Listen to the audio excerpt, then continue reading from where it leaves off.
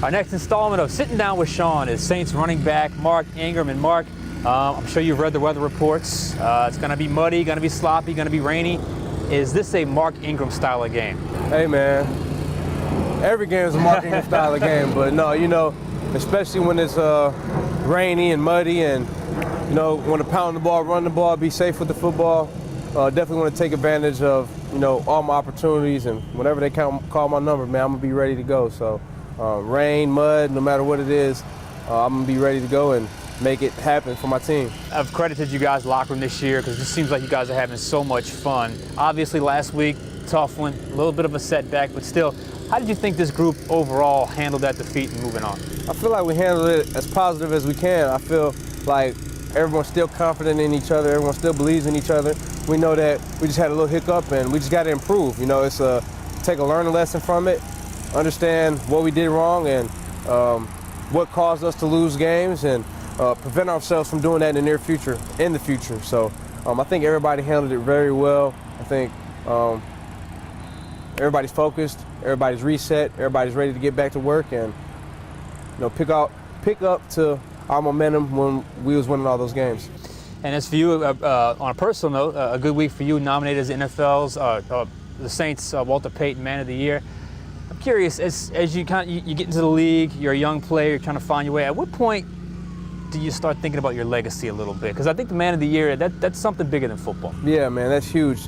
You know, all these guys that are nominated across the league, all the guys who have won before, have had tremendous careers on the field, you know.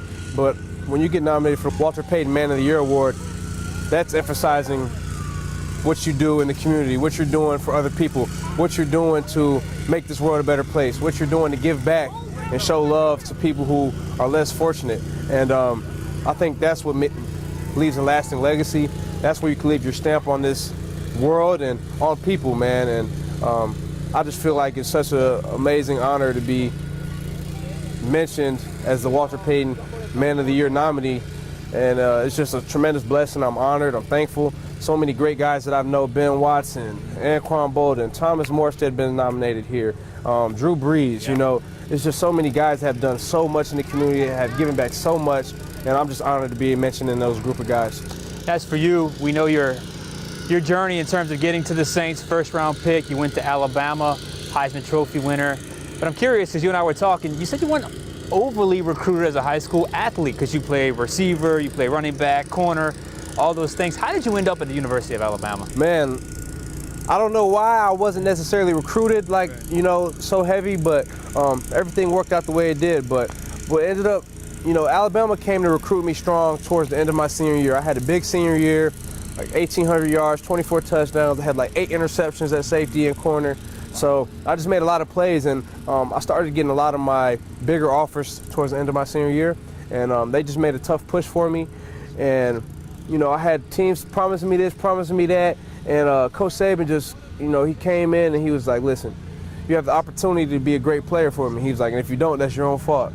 You know what I mean? Right. So I took that as like a challenge. All a man can ask for in this world is opportunity, and he didn't promise me anything. He just said I had the opportunity, and that, I took that as a challenge, and I took my visit down there.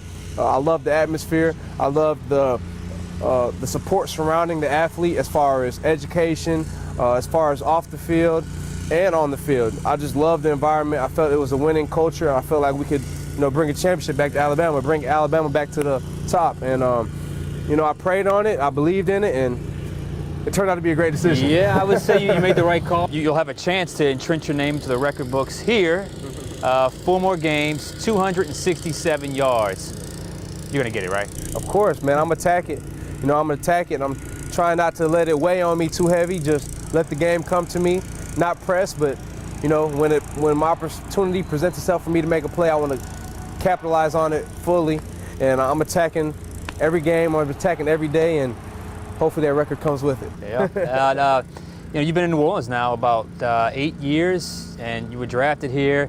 Became a father here, a husband here. Mm-hmm. How have you settled into life as a New Orleanian now? Man, New Orleans will always be one of the most special places just because I attained a dream of getting drafted to the NFL here. I met my wife here. Like you said, I had my first child here. I had my second child here. I had my third child here. My career has been here.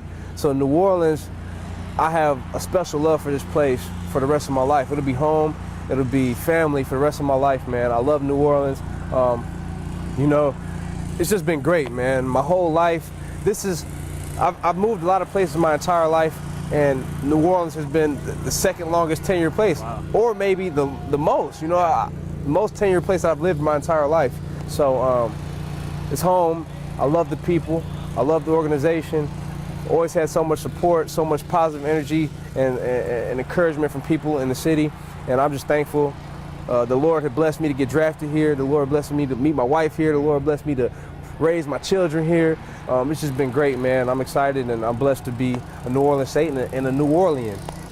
I know the people out there listening or watching right now certainly appreciate that. I've asked every player that sat next to me because I'm curious, because you guys are athletes, and when you grow up as an athlete, you become a football player, but you probably played all sports. Yeah. So what was your best sport outside of football? My best sport going into high school was probably golf. Really? Yeah, it was probably golf. Wow. Yeah, I won Midwest Junior Nationals 2 years in a row. I think when I was in 8th grade, I shot 79, 77 to win the tournament. I think that might have been my first year. I think I might have shot lower my second year. All right. But yeah, golf was probably my best sport going into high school, but I didn't play in high school because golf and football were the same season, so I decided to play golf. That ended up working out well for me too. But yeah, probably my best sports going into high school was golf, basketball, football, and track. Okay. Yeah. Golf. Caught me off guard with that one. Okay. Yeah. So you the best golfer in the locker room right now? Man, I don't play enough, man. I don't play enough. My younger self would kill me right now, you know what I mean? My 8th grade self would whoop me right now. But we got some good guys that can hit it in there, but I like my chances against majority of those guys. All right, last question here. We're about to start the 4th quarter of the season here. Division rival. What do you guys have to do to get that 11th win and get that NFC South title? Man, we have to be dominant. We have to be physical. We have to go in. We have to take care of the football. We have to execute our assignments. We can't do things to beat ourselves. Turnovers, penalties, lost plays. We just have to establish the line of scrimmage, offensive line, defensive line, get pressure on their quarterback, stop their run, keep pressure off of our quarterback, establish our run, take care of the football, and just do what we do. Play New Orleans football. Don't do anything to beat ourselves. And as long as every man, when 11 guys are on the field, as long as every man does their job to the best of their ability every single time, executes their assignment, we'll be just fine, and we'll be a great team and a hard team to beat. And everything should take care of itself after that. Mark Yes, Ingram, sir. thank you, sir. Thank you. Have a good one. Yep.